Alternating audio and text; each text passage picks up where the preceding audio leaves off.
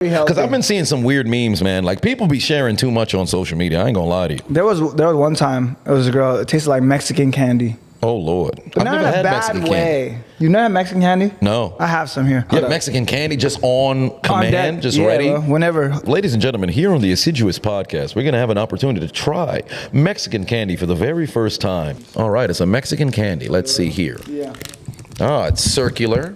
It is complete. Did you get this from Mexico? LA, so same thing. Fair enough. Good Lord. All right, let me. Yeah. I know it's sticking to the wrapper. Right. But I want you to taste it so you could see what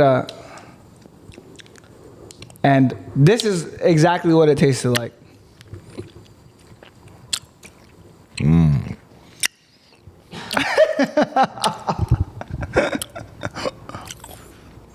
It is chewable. There's flavor. So now the question is, because I looked back to that, I thought, I was like, oh, okay, that was interesting. Is that normal? Yeah, I'm not gonna lie to you. This ain't it. I wouldn't.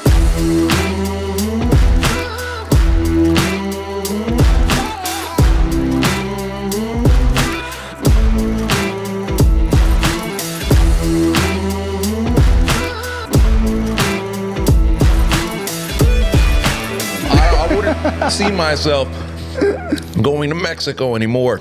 This candy, no, this candy's not good. Really interesting. Yeah. I love that stuff. If they flavored it like a taco, I'd like it. But this right here, this ain't it. Mexico, you got to step up on your candy game. I have that except Gushers. So it's like if you have like a, let's say like half American, half Mexican, but they put that seasoning on Gushers, and I love that too, bro. I love that flavor. I don't know what it is. Are you a texture guy when you eat? Texture? Yeah. No, I don't care for texture. I care for like flavors. But yeah, I don't know. You don't like the texture. That's what it is. Yeah, maybe. I'm not even much of like I don't have like a particular kind of standard when it comes to whether it be flavor and texture of food. It's just primarily just, oh, what does it taste like? Am I enjoying this or if I'm not? But the more you know, the more you know. So a guy that works with me, TJ, he can't do mashed potatoes. Really? Because of the texture. I don't understand. How can you not eat a mashed potato? That's bizarre. So can he eat just potatoes like he French fries? Potatoes? Yeah, French fries, sliced potatoes. The second you mash them, he just. Huh. Yeah. That's bizarre. Bro. Dude, that must be torture if you bring up bring out potatoes in the middle of the kitchen, you start mashing them in front of him. Does he cry or something like that? Like, what the fuck has an anxiety attack? Dude, that's brutal, man. Yeah, but that's why. So now the question is like, okay, so if you mash any other food, how does it make you feel? Right. Or remember a couple of years ago, there were people who were juicing. There was a juicing craze that was going out there. They were just blending everything under the sun. So I think that'd probably be kind of the situation as well, which I've always found out to be very weird because isn't that like baby food or something like that? Where you just blend everything? Yeah, pretty much, just so the baby could consume it. But like, what were they juicing? Like fucking steak? Like juice a steak? Anything that you can juice. That's disgusting. Literally anything you can juice under the sun. So I would understand an apple, cool, a banana, delicious. You juice a steak?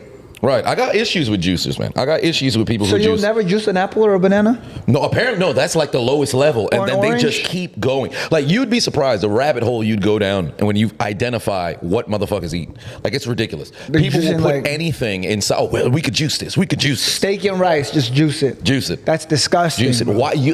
I think they're either anti-silverware or whatever the case may be, because it makes no sense. But does it make it more easily consumable? One would assume so, but then if you have a rice and steak inside of a damn blender, you juice it all together, you're like, yeah, I'm going to drink this. It's going to have the same kind of, there's no way. Yeah, because at some point I was trying to get swole, and I remember I would just do like 1,000-calorie smoothies. Because a meal, 1,000 calories in a meal, or I'm sorry, 2,000-calorie smoothies, because 2,000 calories in a meal, it's hard to fucking eat it. If you're eating healthy, like steak and rice or like chicken and rice, bro, you have to eat so much food to get 2,000 calories.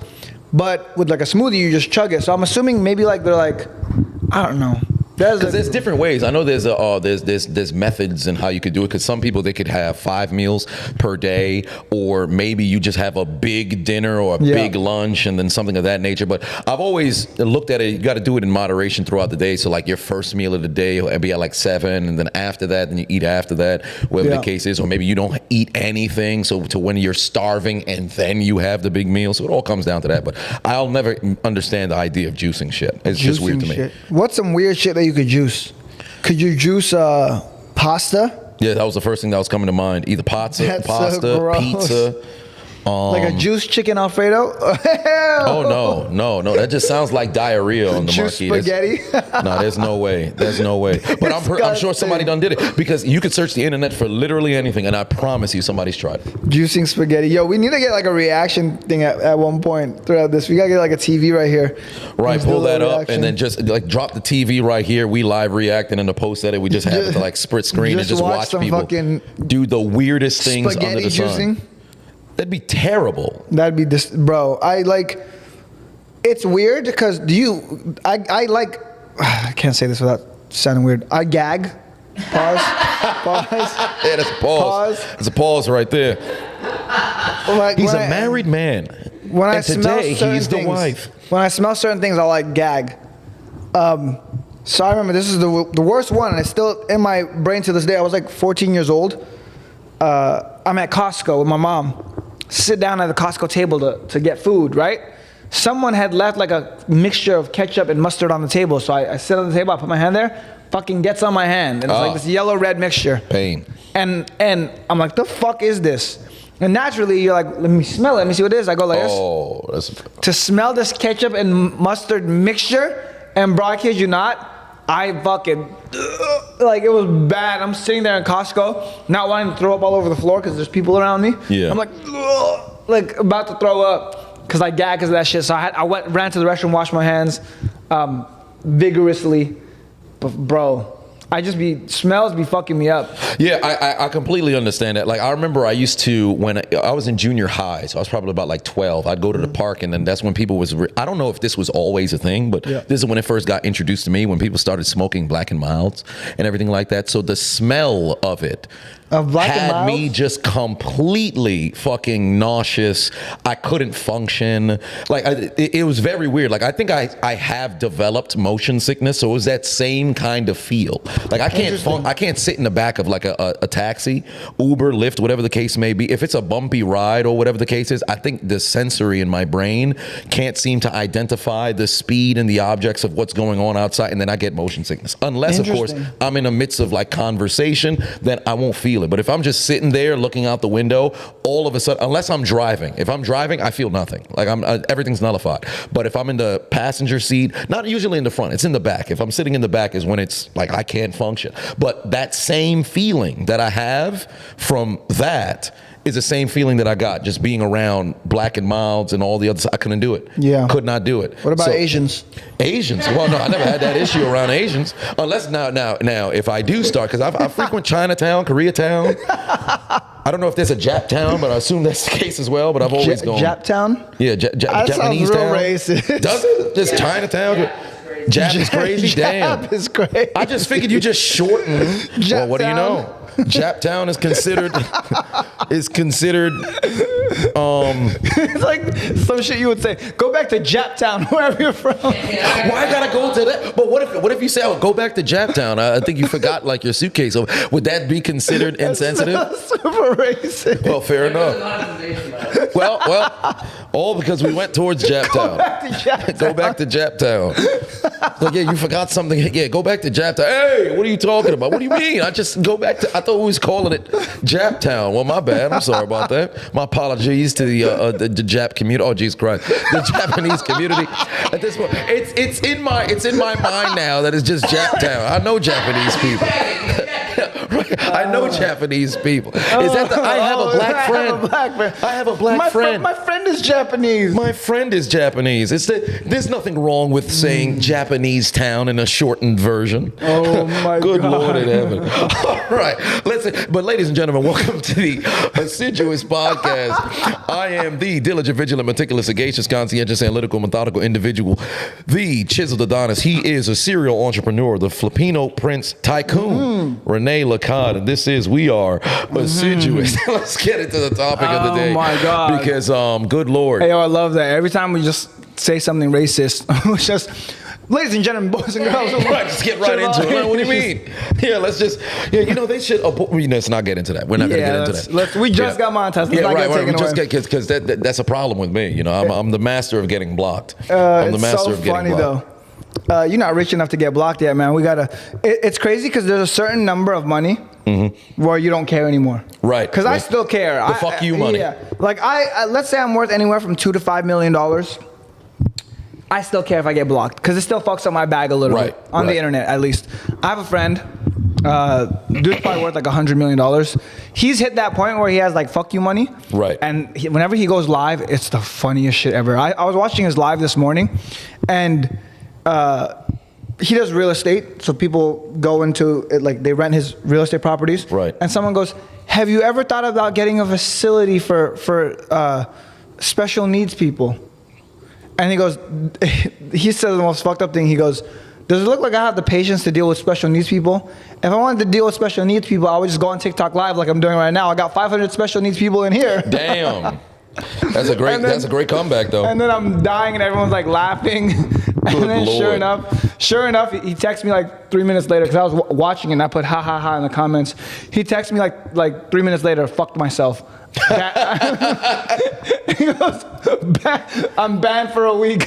Oh, it's the worst because you can't. Apparently, now with social media, you can't just let those intrinsic thoughts, go. Because I would say some shit like that. I can't even lie to you. Because if the people know your humor, then they know you're not serious or whatever the case is. But then either the algorithm, the AI, whatever the case, or somebody who's just watching for the first, he said what? Yeah. Let's get him removed. So you don't want to have that kind of situation happen. It's weird because I think you as a comedian, you get a lot of leeway because people watch you for that. You would think so, but then the problem now is there's a blurred line with social media. So literally anybody who can make content, they'll just assume that you are, you're just somebody who's on the internet. You said something they don't agree with, rather than, all right, I'll scroll to the next person. This offended me. Let's go and get this taken down. So you can be like somebody like a Cat Williams. You could be a Kevin Hart. You could be anybody. Yeah. And they will immediately, hey, this person said something, like even with Dave Chappelle. Look, he's still dealing with it. So it doesn't matter like what you say. If somebody takes offense to it, it's over for you. But I'm curious with this real estate. How big is his following? Because I know that matters on social media. 1.2 million. 1.2 million. Okay, so if you have 1.2 million, then you have these new people who pop up in there. Like, oh, would you have this facility for this person? So I'd assume the context of the conversation was about acquiring other properties. Like a property to like house special needs people. Right. Oh, specifically for something like that. Interesting. And then he goes, does it look like I have the patience for special needs? Like, I got TikTok. You guys are all special needs. And like, it was hilarious. But the reason I bring that up is because that dude has fuck you money where he gets banned. He's like, I don't care. He's like, like he texted me. I'll read the text conversation. He literally said, fuck myself. LMFAO, weak ban, fuck my life. I'm banned. He's like, from live. I was like, worth it? He's like, needed a break anyways. Right, fair enough. But just banned just from live. Yeah. Oh, so he still has active. So at least he can post on videos and things of that nature. Just can't go live. Okay, fair enough. And then it's just on one platform though. Yeah. Okay. Yeah, that's not too bad. So you could always funnel to a different platform. Yeah, I mean, if you have multiple platforms, that's the coolest part. But yeah, he has like fuck you money. So he'll just say stuff. The other day, it was actually hilarious. He was saying, people were like, invite me over, because he was showing his house. He's like, I'm gonna have a black party. And it's like only black people can come. It's hilarious. See, when you got that kind of money, you can say whatever the fuck you want. And like I was like, yo, this is sketchy territory. But black people were loving it. They're like, oh, I want to come too. And he would look at the names and he would look at the pictures, and be like, oh, Rebecca, let me look at your picture. Yeah, Rebecca, you can come. Eduardo, I don't know. know Eduardo. The name Eduardo is kind of sus. Yeah, you're kind of trying to sneak your way in. You can't blackface your way in. Yeah, and it's like the Family Guy card where they hold it up. Where you have the different skin tones on the card. Like, oh, there was a guy. You all right? There was a guy, Tyrone. He's like, Tyrone, I don't even got to check. I know you're with the name. Yeah. So yeah, you gotta have yourself a black party, but then you have that kind of money, people will show up. All right, well, you got a black party, then you have a white party, like then you have the other party, because they can't say, oh, well, this guy's being discriminatory, because the moment that you open it up for every single race to now go in there, it's just a different day, different event, so you make it work. So what cutoff number is for you, would you say is the black, the black party? The black party. What's the cutoff number for you for what you would consider fuck you money? 100 million. 100 million, okay. Never have to work a day again in your life. At 100 million, you are just like right now, I think we talked about this before too. I could still go broke. I could still like struggle with things, right? Like I might have money, but after 2 years, especially living the life I live, right? After 2 years, it starts to get real. You know, it's funny, and I'm glad that you brought that up, because a lot of people, they have a misconception of what their cutoff period would be. Because let's just say if you win the lottery, you get like $3 million. People are like, man, I'll never have to work again. Yes, you will. Yes, you will. Because how long will you be able to stretch that money? And the thing about having money is it's enticing. So like, if you don't have money, it's one thing if you don't have money, because then you don't have the need to spend. Right. But the second that you have money, let's say you have $3 million. Like if you have no money, oh, I only make 50 grand a year. You don't really care to spend. Like you're gonna be like, okay, well I can survive on 50 grand a year. Yeah. The second you get 3 million, Dave, it is closing thing. It's coming down. Yeah, look at the blinds closing. Cool as fuck. Right. And then you're saying with the but then when you have 3 million, are you gonna live? Let's say you have the money. Are you gonna live the same $50,000 a year lifestyle? No, you're not. More often than not, no. Because you're like, oh wow, look what I can do now. And since you're so like pent up, like from saving all your money for the entire time, and you're so fucking like frugal, when you get that 3 million, you're like, you know what? Let's spend it. I can do it now. Oh, I can afford to take that vacation. I can afford to take that trip. So now that 3 million that's supposed to last you your lifetime, in theory, does not last you your lifetime. Right, because now you want to go to the Maldives, you want to go to Mykonos, you want to go to Ghana, you want to go all over the different sort of places. Just go see the doggone world or something like that. And that money won't be able to get stretched. And on top of that, you're in a situation where your active income isn't that. You just have a lump sum that came in. Because if you were already making 50 every single year, you're not going to keep working that job. 100%. So there's no way you have millions in the bank and you're like, yeah, I'm going to keep working this $50,000 job. That's not happening. Yeah. So for me, I've always looked at fuck you money. Once I get to 50, that's the number. 50 million? Yeah, 50, that's the number for me. Now, granted, if you have offsprings or things of that nature, you got some children, all that other stuff. That's you crazy. want to be in a situation where they're in position. Offsprings. You're going to say right? kids. You got kids, offsprings. Offsprings. Dave always separates himself from things that are too affectionate. What do you call your girlfriend? Oh, a primary coital appointment. They have a primary. Well, it's my father is the patriarchal seed-providing Adonis, and my mother is the matriarchal birth-giving Adonis. And his children are his offspring. Are you scared of emotions? No, not really. So why do you give real like clinical names to like these things? I don't know. It's weird. It's how my brain works. You tell your girlfriend you love her? From time to time, maybe once every 3 years. Yeah. On her birthday. Right. Yeah, in a card. I only write it in text format. I'll write it in text format. On her birthday. Format. Yeah. She gets one a year. Yeah, one a year. It seems like good enough amount. Maybe I have trauma, but one way or another, I'd say 50 million is the number. For me, I know. He just 50 million trauma response. But yeah, 50 million is the number for me. I'd consider that the fuck you money at that point. And then you'd pretty much be able to do whatever the fuck you want in a situation where you don't have to get off your ass. Because I think there's a large misconception with that money, like we talked about earlier, they think they could be able to have that money stretch for years upon years, because you have to have the active income. And there's different ways, you could go ahead and do it. But everybody on social media now who is claiming to be a millionaire, or they make six figures, or whatever the case may be, a lot of people are very curious how they're able to scale their business in like a year from 0 to 100,000, 200,000, or whatever the case is. And we were having a conversation off camera about the power of like paid ads and how you have to get exposure. Because I think the biggest issue that a lot of people who start in business is their audience is just friends and family. You have nobody. and take for account this pod where we just got monetized now, and officially, because before we thought we got there and crossed the threshold, we didn't quite make it. But you look at the audience. We were able to take donations. Right. Fuck you guys, by the way. Nobody donated to us. You guys all fucking I think we got one. I think we got one or two. We got one? Yeah, I think we got one or two. Listen, I'm not that sure. one or two people that did a donation. Yeah. You're invited to the penthouse. All black party. Yeah, yeah. But if you're white who donated, I'm sorry. I take it back. I'm not rich enough to say that yet. Right. But you're invited to the penthouse. You can come watch us live. The rest of you guys, fuck you guys. Yeah. Fuck you. We were monetized for apparently, or fake monetized for like a month and a half. Yeah, a month and a half, and then. And nobody donated. Right, it wasn't legitimate. But basically, with starting up the businesses and scaling it from there, because we could really, and it's a beautiful thing is that now that it's January at the time of the taping, we can use this as a as a case study to see, all right, well, market, advertise, pay with ads, and see how you can get in front of new audiences. And you were saying that with, let's just say in my situation where I could get blocked left and right or something like that. The platform pays me. I don't play the platform. Yeah. That's one of the reasons why I don't have necessarily have a rep exclusive, to me. But in businesses, and you're just starting, paid ads, if you could explain to people how you get your stuff in front of strangers, because ultimately that's who your customers are going to be. Yeah, I mean, there's a couple.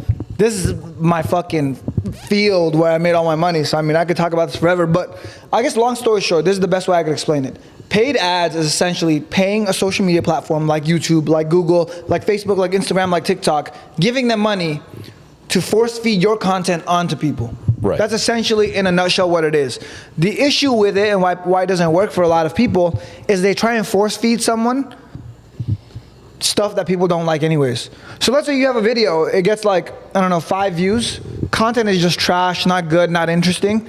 Doesn't matter how much you spend on paid ads, you can't force feed that to someone. Right. In the same way that, like, let's say you make a song, because musicians are the biggest ones that, like, biggest culprits when it comes to this. Don't make a song, they're like, man, the label don't want to put me out. No labels are signing me. It's because, well, they know they have no faith in your music. I got no marketing. I need help marketing my music. It's fire, but no one knows about it. And it's like, no, it's not that fire enough to the point where people will share it. Mm-hmm. It's good. So even if you were to put money behind it, advertising your music, people can hear it and be like, skip, next thing. Because how many times have you skipped a YouTube ad?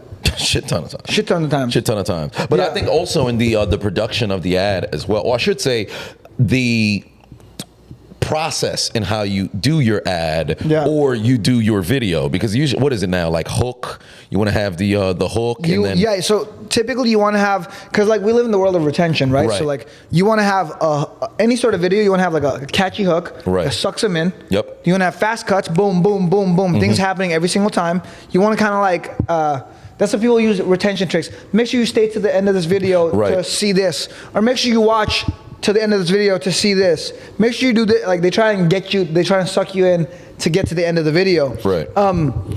So yeah, I mean, the name of the game is when it comes to content, at least, it's you want to hook someone in, and you want to keep someone engaged for however long. The person that can drop the longest YouTube video that sucks people in the longest, that's what gets promoted by the algorithm. But more than that, that's stuff you could start force feeding people. Mm-hmm. So a great strategy for us for paid ads, we don't force feed anyone something they don't want to be force fed. Right. If there's a baby and you're trying to feed it shit that doesn't taste good, or even a human, you can have a human and be like, oh, this is good food, try it, and you force feed them, they're like, I don't like it. You know, someone could not like fucking, I don't know, the Mexican candy. Right. You know, you don't like it. So like for me to force feed it to you, it's gonna be like you'll eat it, but you're not gonna enjoy it. You're not gonna go and do it on your own accord, right? So the same goes for any sort of paid ads.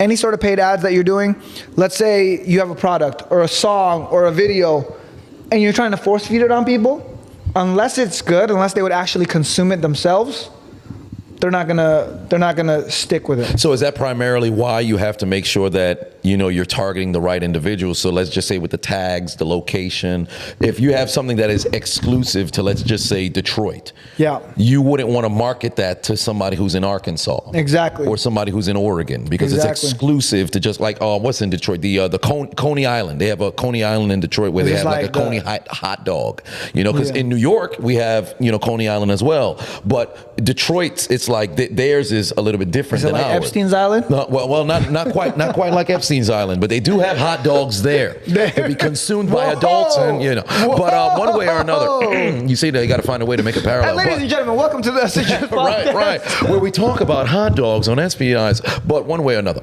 With the over there, you want to make sure that you don't market things to the wrong audience. And there's something else that I learned a term in researching just with ads and everything, like retargeting. Individuals who are actually interested. Oh, we're getting into it. This one, I like it. Retargeting ads, because once somebody now is, I guess, pulled in, you see, all right, well, we have retention from this particular kind of audience. You would now keep them in the hamster wheel. Yeah. So the way it works with marketing, you build an ecosystem. So in the grand scheme of things, let's say there's a product that's really good. We know the product's hot. I forgot I was saying this. One thing we do now for all the businesses, companies, we don't force feed someone something that they don't like. So we'll use like a TikTok or a social media algorithm to validate it first and make sure that people like it. So if a video goes viral, we know that people like it because they consume this all on their own. Nobody force-fed this to them. They literally saw it, consumed it, and we know it works. So then we take these videos that are working, and that's what we start pushing as a paid ad, because we're like, okay, this works already. Let's take this video that's working, make people watch it, so then they found out about us. Because now it's not a matter of like, hey, will people consume it? We know for a fact they will consume it. Because step one, when it comes to any ad, make sure that people, whatever it is you're feeding someone, your product, your service, make sure that people need it. It's validated. Right. It's consumable. So we know it's consumable already. Step two, that's when we run the paid ads to the people and get them to see it, because they know it's consumable. And then step three would be the retargeting. Step two, you're getting all the new people to find out about you. Step three is now you are maximizing what you get out of these people. Okay. So as a YouTuber, you make a certain amount of money if someone watches one of your videos. Yep. But the reason YouTube is so profitable for you or for anyone is because people won't just watch one. Because personally, me, I've watched probably 12, 15, 20 of your videos. Ah, okay. Yeah. So that's where the money's at, because now it's like, okay, you make 1 cent from Renee watching a video versus you making 20 cents from Renee watching a video. Right. You want to keep them there, and constantly inside there. Okay, so that makes sense. So the retargeting is almost like a reminder. It's kind of like, I watched one of your videos, I forget. I'm like, oh, that was a great video. But people are busy, they have lives. There's 100 other things taking their attention. 100%. So then I forget about it, then all of a sudden you pop up on my feed. I'm like, oh shit, I remember this guy. Let me go look at his videos. Right. That's why that recommended slot on YouTube is always filled with the next to somebody's video. And I notice a lot of different YouTubers, because I tried to stay away from what was, relatively traditional. Oh, well, stay until the end of this video to get this. And then in the midst of the video, oh, well, if you like this one, then you'll like this one as well. But then I've noticed if you want to keep people there, you kind of have to say those things so that they know. Furthermore, I'm glad that you mentioned with, before you even get to the retargeting, you kind of want to have that proof of concept first, right? So let's just say if you're somebody who's a startup, you have a business, or you're starting in social media, you're starting as a musician, whatever the case is. If nobody's listened to anything, you can't figure out what actually works. So you kind of have to throw stuff up against the wall, see what hits, and then from that point, now you don't kind of go in blind, because I think a lot of people just go in blind and they don't give themselves the time to identify what works first, because I think that's probably the biggest thing. Because somebody like me who's established in YouTube, I can say, all right, this video has 1 million views. If I want to try to 10x this and push this out there, then I can use this, market that, because it's already worked, and then see, all right, what's the return? How many new faces are coming up in there? Because like, for example, with my Michael Venom Page video that had gotten to 10 million views, that one, I didn't do any marketing on it at all. But you know people like it. But I know people like it. So if I wanted to go and just push that out into the ethos again of the internet, just to see, all right, well, it reached 10 million. Let's see if I could reach 30. Yeah. Right. So that type of situation, you have something that works. And I think with a platform like a TikTok, or even with Instagram, but Instagram is much on a lesser level. Because even with YouTube, like on shorts and stuff like that, for somebody who's just starting, because I think TikTok is probably the algorithmless the most algorithmless one. TikTok's the easiest with to everything. pop. It's the easiest one to pop. So you just got to find one that has generated a good amount of views, because you could just keep posting.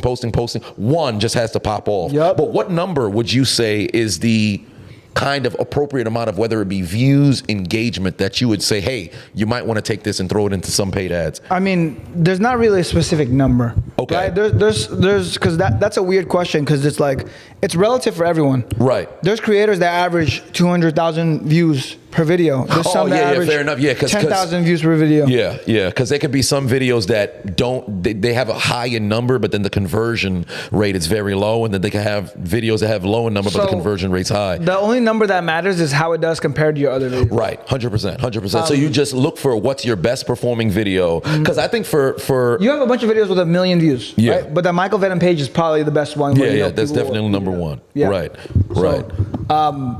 The same applies for like me. I have a bunch of videos viral, but some are just more viral than others. Yeah. And then that's the one that gets promoted. And the same principle for marketing works everything. So we talked about content. Like if you were to do it from a content perspective, you take your most viral content, the MVP video, that's the proven one already. You run paid ads behind that, and then you do the retargeting with, let's say, another video that has a lot of views, then they get back into your circle, right? With music, you validate your music by dropping a song, and in the beginning, it's always just volume. Like, you don't know what's gonna work on YouTube until you drop a bunch. Right. Same thing with songs, you drop a bunch of songs, you get one that hits, and you're like, oh, this one's a hit, cool, we're pushing that. And labels, that's exactly what record labels do, and they've been 100%. around for like 100 years. Yeah. They tell the artist, drop an album, the artist drops an album, they see which one performs the best, and you see it all the time, right? The artist drops an album, they look at, oh, this one's streaming really well. Let's make a music video on this one. Let's push this one. Let's promote this one. Yeah, it's like when they identify what single, because usually the single comes out before the album, because that's like kind of the lead gen. Yeah. So you drop the single, they're like, oh wait, I like this stuff, and then bam, album after. But that's where they kind of mess up, because now they're dropping singles, and sometimes the single's not even the hit. Right, that's the biggest problem, because that was one of the things that I'll never be able to understand about the music industry, because you'll have certain songs that hit the radio first, back when radio was like number one, but you drop a song first just to kind of test the waters. If it gets a good, reception, then hey, guess what? We actually have an album that's coming, then it works. But if you drop the single, it doesn't work. I think it's actually better if you have the full album, you pull from there, and you kind of just radio. But I think it could be a cost situation. That's what they're doing now. They're dropping albums, and then you'll have a single from the album blow up like freaking way later. Right. So they'll drop an album first, and then depending on what song from the album performs well, that's the one that gets a music video made. That's the one that gets promoted. So same thing, they drop a bunch of stuff, they validate it, they find which one is the best one, then they promote it, paid ads or some sort of marketing, right? Whether it's a music video, whether it's just promoting it through exposure, radio play. Right, because it's reverse engineering at that point. You start with the end in mind. Because I think they probably took that concept from all of the entrepreneurs and the courses and the gurus and everything. Because if you have a mentorship, then you have a course, you have a master class, you have a freaking ebook or things of that nature. If you have the full, ecosystem already set up with the funnel and everything that's there, and then you kind of just lead with the smaller, all right, well, his ebook, oh, you like that? Cool. Well, we have this over here. That point now, you can identify who your customers, who's your buyers, who's your listeners, all that other stuff way ahead of time, rather than test the waters with this. If this fails, probably it wasn't because it wasn't good. You just have nothing else for people to go to. Yeah. So I like that idea, because I'm gonna test the waters, because I've always had a ego portion of my social media, because I've always looked at it from the perspective of I wanted to be able to get to 1 million subscribers, followers, all off the back of me without having to market, paid through advertising, because I've never paid for advertising ever, right? But I looked at it from the aspect of, well, there comes a point in which you can plateau with getting in front of strangers, and especially with, getting blocked or whatever the case is, when they take you out the algorithm and you got to work your way back. Is it worth having to sit there and then cultivate a banger of a video and hoping that it hits the algorithm? Because if they now have you out where you're not getting recommended or whatever the case is, you kind of just got to sit there.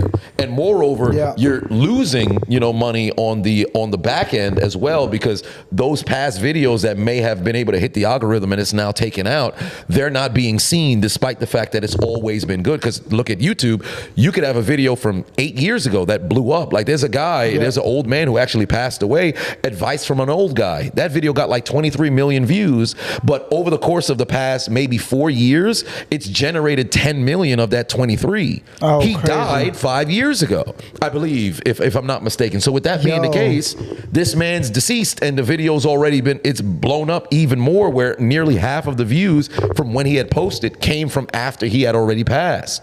So with that being the case, you want to be able to push those stuff. So I'm going to use this year and primarily Q1 as like a case study. Just say, all right, cool, throw some money behind this video, just put it out there and just see the new audience and who it attracts, who likes it, whatever the case is. Because I think it's foolish to kind of be in a situation where you have something that works and then you kind of keep it all in-house, per se. Because you can always want to be able to get, not necessarily a new audience, but bring new people into the audience. No, I understand what you're saying.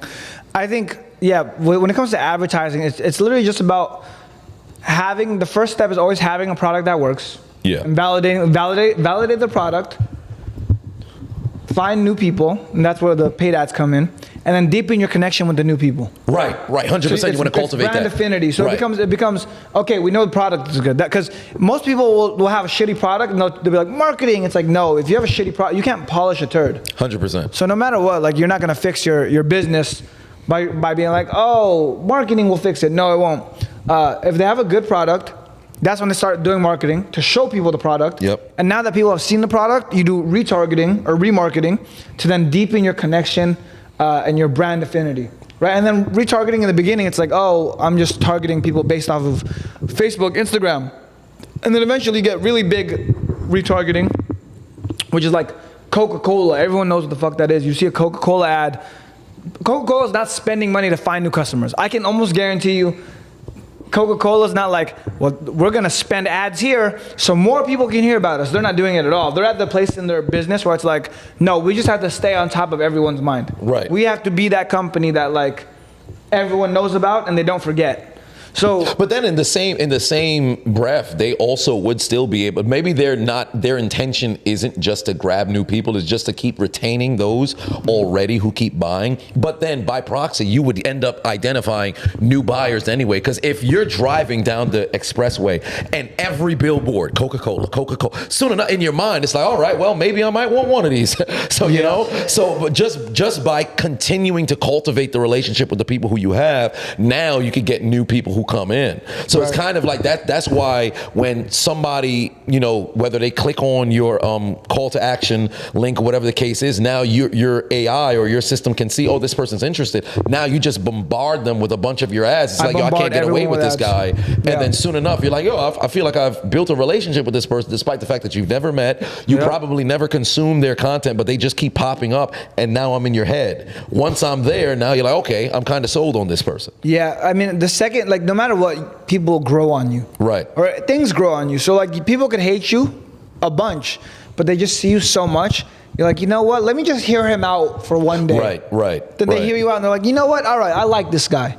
Because there's been plenty of times where, like, I get comments on my Instagram. It's like, I can't escape you. I blocked you on TikTok and now here you are on my Instagram. Or I blocked you on Instagram and here you are on my TikTok. So there's that, and there's some people that are like, I think it's a sign. I saw you on TikTok and now I see you on Facebook. I'm like, that's hilarious. Fun fact, my very first message I ever received on social media when I started making content back in 2016 on Facebook, it was I think it was an older lady, but because her name was Agnes, so I just assumed she was born in like, old bitch. You know, I just assumed like, I just assumed her knee hurts. Agnes. But basically she had sent me a message like, how can I stop getting your videos on my feed? It was the very first comment I had ever received on social media. If only they didn't never block my original Facebook page, I'd send her a message like, how I'm doing now, you harlot. But one way or another, Agnes. So that's always been something that's been on my mind, at least as I've been learning a lot about Agnes. So she was old? Oh, she had to be old. Ain't so nobody young named Agnes. It's like how the guy made the video, then he died, and it got 10 million views. It's like, you made the video, she died, then you got 10 million views. Wouldn't that be a trade-off? Like it took. So who's gonna have to be the next Agnes to die for the video to go viral? Let's go find her. Is there a Bertha that's out there? She's just Bertha. Find an Agatha that's on the street. Crazy question. Meet a girl. She tells you her name is Agnes. It's a pass. You didn't even hear the question. Got to. There's no way there's not cobwebs down there. He's like, pass. You got to pass. You're elderly at that point. I've never for one met a young Agnes. It's like photos of Morgan Freeman when he was young. They don't exist. He was born at 57. I feel like they would be like, make it hip though. She's like, hi, I'm Ness. Ness. No, at that point, then you find out a year later, bitch, your name is Agnes? Right, but then at that point, you're probably like the elderly who try to act like you're still young. Like you'll be the 73-year-old who's like, oh, look at my body, I'm still in shape. So you're dressing in like the bodycon dresses where you're trying to be in your 20s. Which, I mean, if you got a great body, then go ahead and float. But there comes a point where it's like, come on now, you're a senior citizen. You're receiving a pension and Social Security. What you doing? That names have a time frame. So great example, motherfucking Adonis or Hercules. Right. That's a cool name. You're not like old person. Hercules is an old ass fucking name. Hercules is an old name, yeah. So is fucking Adonis. Yeah, you got to find a way to make it work. Yeah, you got to find a way to make it work. So fair enough. Fair enough. Yeah, in the same vein. Yeah, fair enough. My theory, 1,000 years from now, Agnes is gonna be timeless. I'm like, Agnes. But usually they say history repeats itself, so it's only a matter of time before those names make a Agnes becomes a banger. You'll see people named Bartholomew or something like that, and then that becomes popular or whatever the case may be. Bartholomew is crazy, bro. Yeah, rather than just Bart. Imagine like Bartholomew. Your girl having to say Bartholomew. Yo. Oh God, it's a lot of consonants up in the or vowels. It seems like it's an even trade. What's the least sexy name? Bartholomew is crazy. Jeremy. Let's see here. Least sexy names. Let's see here. Eugene. Eugene. Oh, that's hilarious. Eugene. Yo, imagine being named Eugene. How you look at a baby and be like, Eugene? I don't know. It depends on, I guess, culturally, location. It varies. But I think there's sexy names from every culture. No, there definitely is, and there's terrible names and everything. Now, I'd have to think about that. That's some homework. Comment section, you guys do your work. What names would you guys say are the least sexy names that are out there? Helga. Olga, but then it's very common in Russia, so it sounds like it's not very sexy because we're in America. No, but then you go overseas and Olga works over there. There's a general like I've seen some good-looking Olgas. Like a sexy Russian name would be like a fucking Natasha or like Katerina, like all those like Russian ballet dancers, you know? And then you have Olga. It's like, okay. Yeah, but then there's ways to make it work because it's common out there. It's common out there, so it's not as common here. So in your mind, like, that sounds terrible. But you see enough good-looking Olgas, you're like, well, Olga's a pretty good-looking name. You know? Okay, so then what would be a sexy name that's sexy in America but not sexy anywhere else? Something to think about. Because off the top of my head, now I'm thinking names, but then I just have the most generic names. Samantha. Just popping up at the head, but then it's so generic. What are like names that are just American above all else? Yeah. Where they're not anywhere else. Diane? Princess Diana was from the UK. Diana? Diana. I don't think it's exclusively American. I think there's been more Dianas in different places. I don't know. Barbara. Barbara. I think Barbara could be. Can they call her Barb? Barbs. Yeah, Barbie. Becky. Scarlett's kind of like a stripper name. Stella. I don't know if Stella's that. Stella. What are the names? Right. Okay, there you go. Yeah. You know that good. Fair enough. It seems like a name where you've got to be annoying if your name is Stella. I've only met one Stella in my life. Really? Yeah, I've only met one Stella in my life. What'd you Stella? What did I Stella? Yeah, I only met one Stella in my life, and it just seems like it's got to be a head case. It's just one of those names. Yeah. Oh, mother Stella! You got to be screaming. There's no way you're having a good time with this guy. What if there's just like a couple Stellas watching this? Hey, listen. Unsubscribe. Marjorie. Okay. Marjorie. Lisa. We went Simpsons. Lisa. Edna is crazy. Edna? Edna's. I like Lillian. You like Lillian? Okay. Interesting. Well, something to think about. Names. Maybe this could be something we could utilize in that. What are the least sexy names? Most sexy names, things of that nature, just by country to country just to identify that, and everybody will probably comment their name because everybody thinks they're full of name is themselves. sexy? So with that being the case, hey, we got ourselves a live case study. I don't know, because like I don't know. even with mine, I'm kind of like, mine is like cool.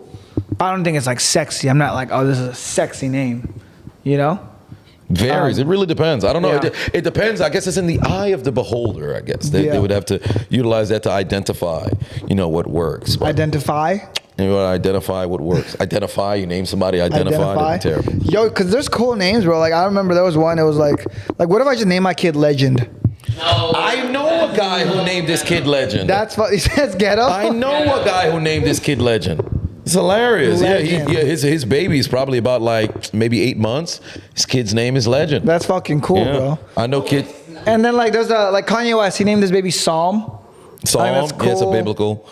Biblical P. I think it all depends on how the kid, because you look at somebody like LeBron with the name, it's corny until it's not. Nah, because now you name your kid LeBron. The only thing people think of is LeBron. How many It's literally LeBrons came impossible. before LeBron? It doesn't even matter anymore. Exactly. He's the LeBron. He's It doesn't literally even matter anymore. LeBron. So you make it work. And then forever through history, that's LeBron. Right, because I promise you, there probably was And- somebody who was named Bro, LeBron before. Shakespeare. But you never accomplished Shakespeare. anything. You know his name is Shakespeare? Mm-hmm. Anyone named Shakespeare is like, oh, like Shakespeare. Right, Beethoven, things of Yeah, that nature. bro. You want to have, like, because if you're the first, not even the first, because there's no way to identify that you're if you're first. the greatest. But if you're the greatest, it now works. So Yeah. you could take a least sexy name. I guess this is how we could turn it all the way around. You could take a least sexy name that's terrible, and then if you become like a one of one, you now supersede whatever the fuck the name could have But do you been. also think that the name they also make does it apply to chic. it somewhat? Like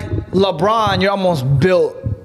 You would assume To be so, LeBron. but go back 40 years, LeBron is like, oh, this kind of could have just been Bron. What was the Fair. purpose of the league or whatever? Like, I think if Simpsons, we could go with Krabappel, right? Etna Krabappel. Let's just say you call somebody first name is Krabappel. Like, this Krabappel. is terrible. Let's say if you become like the greatest pianist, like you just beat out Beethoven or whatever the case may be, Krabappel now becomes chic. Valid. People, you put it up onto Valid, yeah, like a book or something. Krabappel. Oh my God, I must have this. I'm thinking So, of all of them. I mix yeah, it. Like you gotta Drake. Drake is another one. Drake. Right.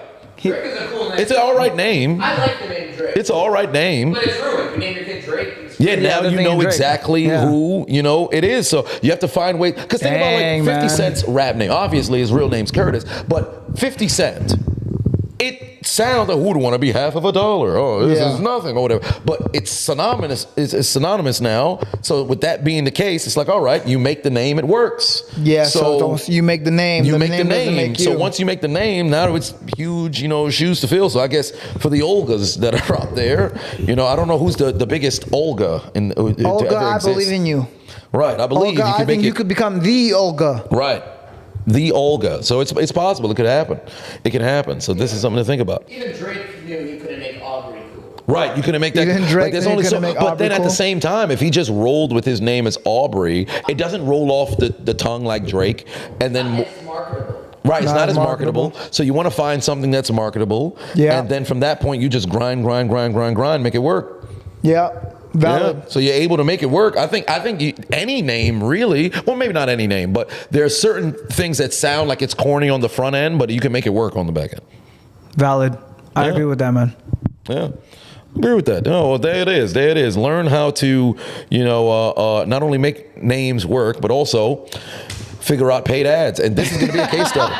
There's going to be a case study This over shit here for was people. Right? Learn how to make Multifaceted. things work, but also do paid ads. I'm Right, like, also oh, do paid great. ads. You got to figure out a way to go and market your stuff out there. And I'm Q1 for these first 3 months of the year. I'm going to start now with pushing, stuff into the platforms. But before we depart, what do you think is the right sort of metric? Because I know there's a couple of people who are in the ad space who Yeah. say, well, spend. The more you spend, of course, the more exposure.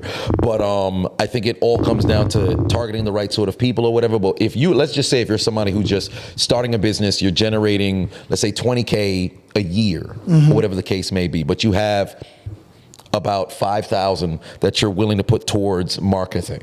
How much would you say, like on a per month, would you spend on marketing? So with marketing, it's interesting, right? But the way I look at it is you can spend whatever you can make back. Okay. Because a lot of people make the mistake. If you're a brand new business, and you're not making your money back with your marketing, you are doing something wrong. Right. These Coca-Colas can afford to spend $1 billion and not see $1 billion return because they're just getting overall brand awareness and they're getting in front of people. That $1 billion's coming back no matter what. Right. If you're a brand new business, that money has to be coming back. I tell people, even if you don't make any money, but you break even, that's perfect because now you're getting free exposure. Right. Like, so all my companies, I'll run them to like the brink of like, just spend as much money as we can on advertising for us to break even.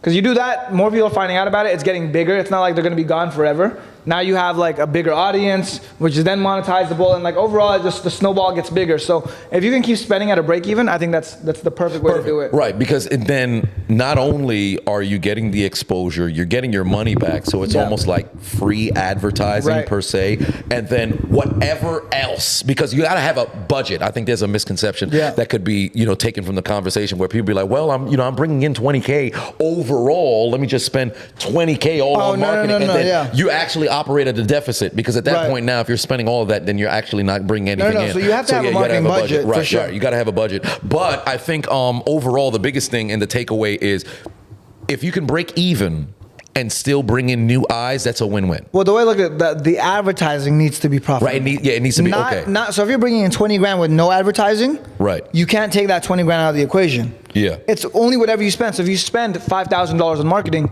the return from whatever you spend has to be $5,000. Right. Otherwise, you're running a deficit, and that's not good because now you're cutting into the money that you would have had otherwise. Right. So that's one. Two, in order to do this, you need to have something that you are attaching to the marketing. You can't market just for people are under the misconception that you market for exposure, and that's where they make a mistake. You're not an Apple or Coca-Cola. You're not one of these big brands that's only marketing so people can see you. You have to have a trackable way as a small business doing 20, 30, 40, 50, even 100 grand a month. You have to have a quantifiable way to track your return on marketing. And the only way to do that is to have, if you're selling a product or an offer, or have just a way that you see something coming back. You have to have a way to track the money somehow. Right. So yeah, like what I would recommend for you, if you're gonna do it for yours, have track emails. Try to get people sign up for an email list. So now you can attach a number to the like how many emails you get from these people, and then from there you could, on the back end, you could attach a number to how much you make on each email. Because now you know, okay, for every email I collect, I'll make an average of $2. And I'm paying $1 to collect these emails. Yeah. Now you know that you're getting 1 to 2. But if you don't know and you're kind of going in blind and you're just promoting blindly, I think it sucks because you don't know where the money's coming from. But also more than that, it's a slippery slope. It gets real easy to just fucking blow through your entire load, pause, and be done. Right, 100%. So you kind of want to have that tracking. That's it, because that was going to be the next thing. Because I think that's the most important to end on, is just having the tracking there, so you have data, verifiable data that you're like, okay, cool. These people came in, and I was able to, let's just say, if you marketed, you paid like $5,000 in just marketing, and you were able to bring in, let's say, 2,500 people. You made $10,000 just off of the marketing alone. So he's like, okay, great. I made my money back, and I doubled based on what it is that I had spent. So that way it's verifiable versus oh well, I spent $5,000 but I don't know if it worked or anything like that. So you kind of want to know if it works. So have like a call to action, have something that they can go and click on, whether it be a newsletter, whether it be like a digital product, because then you would see from with the sales and everything. Exactly. Because I think with YouTube they have some metrics to where you can see where the subscribers had came from. So there's that as well. So it all depends on what you would identify as the ending goal, because exposure just can't be it, because you can have a shit ton of exposure if you ain't got no buyers. Then it's kind of that's a waste, because you have a bunch of people who, oh well, I watched it. You can have an ad that gets 1 million views, but if nobody actually is either buying what you're selling, following you to actually become buyers, that's or the biggest thing. It's like if there's no return on it, it's why are you doing the marketing? So unless you're cultivating but then that's on the back end, because they'd have to now go and join. So if you're cultivating, they're already purchasers. They're already purchasers. So they already consume your product, so they're probably going to buy again if you just remind them. But as far as the actual people that are there, or fresh new people, have to have a way to break even on that. Otherwise, you're just gonna lose a lot of money. Yeah, 100%, 100%. So hopefully, you guys can take something away from that, how you can harness, the power of paid ads and really, use that to push out your business, your social media, whatever the case may be. But make sure that you have a proof of concept first. Then at that point, you got to target the right people, retarget them, keep them inside the ecosystem, cultivate said relationship. Build a deeper relationship. Right, build a deeper relationship at that point, and then you will have somebody who will follow you until the ends of the earth. Whoa. But ladies and gentlemen, boys and girls, children of all ages, it is I, once again, the Diligent, vigilant, meticulous, sagacious, conscientious, analytical, methodical individual, the chiseled Adonis. He is a serial entrepreneur, Filipino prince, Tycoon. Rene Lacard. This is We Are Assiduous. Assiduous. Ba-ba-ba-ba.